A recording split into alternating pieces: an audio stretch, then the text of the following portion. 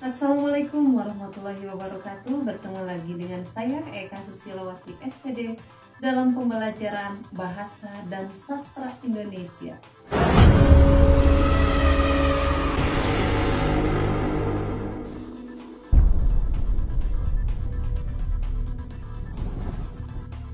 Adik-adik, pada pembelajaran terdahulu, kurang lebih selama 4 kali pertemuan kita sudah belajar tentang teks laporan hasil observasi yang ditutup dengan UKBI pada minggu kemarin, yaitu uji kemampuan berbahasa Indonesia bagaimana menulis teks laporan hasil observasi.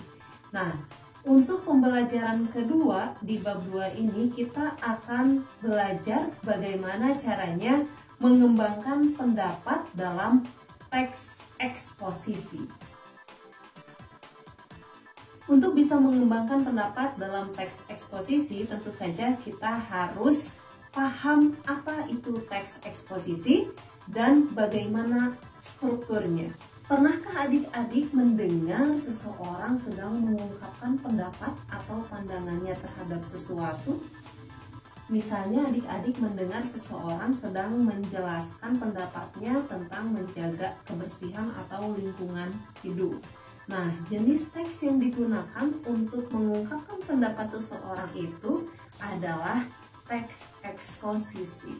Nah, dari definisi teks eksposisi itu, karena eksposisi ini memuat pendapat dari seseorang, otomatis struktur atau susunan teksnya terdiri dari yang pertama adalah tesis atau pendapat dari seseorang, yang kemudian dikuatkan dengan susunan yang kedua, yaitu argumen-argumen atau alasan-alasan yang mendukung dari tesis atau pendapat yang dikemukakan itu, dan kemudian ditutup dengan susunan yang terakhir, itu adalah penegasan ulang atau rekomendasi, bisa berupa ajakan atau himbauan kepada pembaca.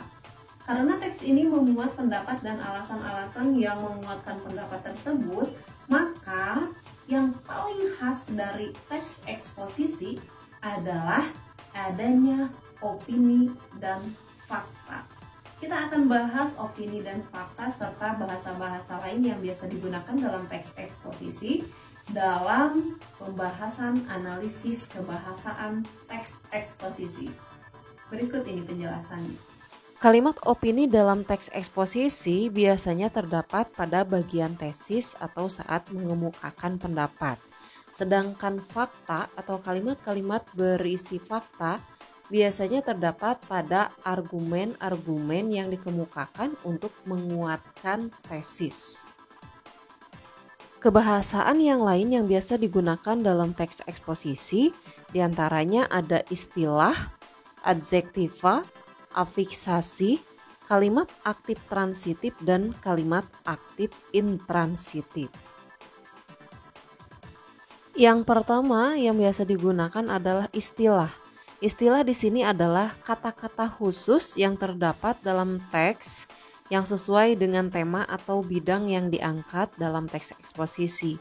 Maknanya bisa dicari di kamus atau KBBI.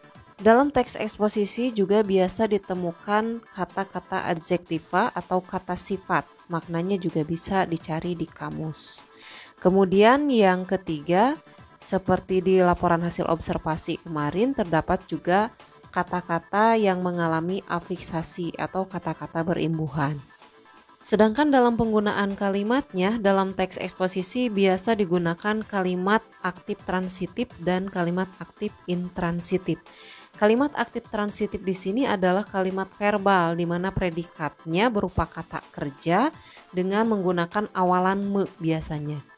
Kalimat aktif transitif di sini mengharuskan penggunaan objek setelah predikatnya. Contohnya, Andi sedang memainkan bola. Kata memainkan harus diikuti dengan objek di belakangnya. Objek dalam kalimat ini adalah bola. Bedanya dengan kalimat aktif intransitif adalah kalimat aktif intransitif sama kalimat verbal yang predikatnya adalah kata kerja, bisa awalan me atau yang lainnya. Hanya pada kalimat ini tidak mengharuskan menggunakan objek setelah predikatnya. Contoh kalimatnya, Andi sedang menangis. Kata menangis di sini tidak memerlukan objek setelahnya. Nah, bagaimana adik-adik? Pasti adik-adik sekarang sudah punya pencerahan tentang teks eksposisi, bukan? Nah, untuk pelajaran selanjutnya kita akan berlatih membuat teks eksposisi. Ya, untuk pertemuan sekarang dicukupkan sekian. Saya pamit undur diri. Assalamualaikum warahmatullahi wabarakatuh.